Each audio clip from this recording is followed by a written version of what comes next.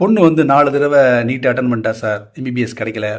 Loan போட்டு BDS படிக்க வைக்கலாமா, அல்லது கவுன்சிலிங்கில் பிஇ கிடச்சா படிக்க வைக்கலாமான்னு கேள்வி கேட்டிருக்காரு. அவருக்கு உண்டான பதிலை வந்து நான் கொடுத்துட்டேன். நீங்களும் படிச்சுக்கலாம். ஒரு பெரிய பதிலாகவே கொடுத்துட்டேன் நான். பிடிஎஸ் டென்டலை பொறுத்த வரைக்கும் மருத்துவ படிப்பு. அதில் ஒரு ஆர்வம் இல்லாமல் படிக்க முடியாது. ஸோ மருத்துவத்தை ஆர்வம் இருந்தால் கட்டாயம் படிக்க வைங்க. டிஃப்ரெண்ட் செலவுன்னு பார்த்தீங்கன்னா பிஇயை விட 5 மடங்கு செலவாகும். ₹1 பிஇக்கு செலவழிக்கிறீங்கன்னா ₹5 வரைக்கும் செலவாகும். உங்களுக்கு வந்துட்டு உதாரணம் சொல்கிறேன் நான். அந்த அளவுக்கு எக்ஸ்பென்சிவ் ஒரு கோர்ஸ் தான் பிடிஎஸ்ன்றது. உங்களுக்கு அஃபோர்ட் பண்ணணும்னா படிக்க வைங்க, ஆர்வம் இருக்கணும். ரெண்டாவது வாய்ப்புகள் பார்த்தீங்கன்னா, ஒரு மனுஷன் 100 வயசில் சாகிறான் வச்சுக்கலேன், அவனுக்கு இருதயம் நல்லா வேலை பண்ணும் 100 வயசுலேயும். பிரெயின் நல்லாயிருக்கும், கிட்னி நல்லாயிருக்கும், லிவர் எல்லாமே நல்லா இருக்கும் வச்சுங்க. ஆனால் பல்லு மட்டும் இருக்காது, 1-2 தான் இருக்கும். 50 வயசுலேயே பல்லு போயிடும் பல பேருக்கு. மேக்ஸிமம் 100% எல்லாருக்குமே பல்ல பிரச்சனை வந்துடும். ஸோ பல்ல பிரச்சனை இல்லை ஆளே கிடையாது இன்றைக்கி எல்லாமே பொறுத்த வரைக்கும். ஸோ என்றைக்குமே எவர் கிரீன் ஃபீல்டு தான் பிடிஎஸ்ன்றது. வேலைன்னு பார்த்தீங்கன்னா பிடிஎஸ் முடிச்சுட்டு ஒரு 15,000 சம்பளத்தில் வேலை கிடைக்கும் ப்ரைவேட் ஹாஸ்பிட்டலில் வேலை பார்த்துட்டு இருக்கலாம். சம்பளம் 40-50 போக முடியும் நீங்கள் எக்ஸ்பீரியன்ஸ் ஆக. பட் உங்களுக்கு சொந்தமாக தொழில் பண்ணுற ஆர்வம் இருக்குது, சுயமாக சுதந்திரமாக ஒரு தொழில் பண்ணணும், ஒரு சேவை செய்யணும் அப்படின்னா கிளினிக் போடலாம். 20 லட்ச ரூபா முதலீடு தேவைப்படும்.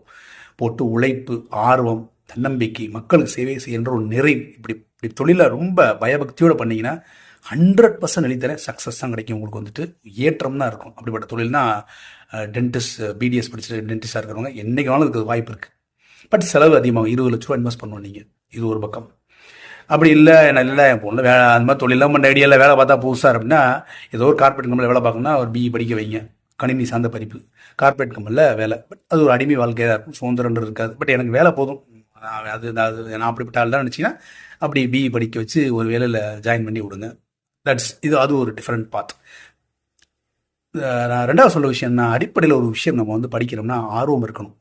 இப்போ இந்த மே மாதம் பார்த்தீங்கன்னா இந்த எஜுகேஷன் எக்ஸ்பர்ட் பூரா ஊராக வந்து பேசுவாங்க. அவங்க டேட்டாஸ் வச்சு பேசுகிறாங்க. பட் அது எல்லாருக்கும் பொருந்துமானா பொருந்தாது. ஒவ்வொரு இண்டிவிஜுவலுக்கும் ஒரு தனிப்பட்ட விருப்பம் இருக்கும். ஒருத்தர் மெக்கானிக்கல் மூலம் இருக்கும்.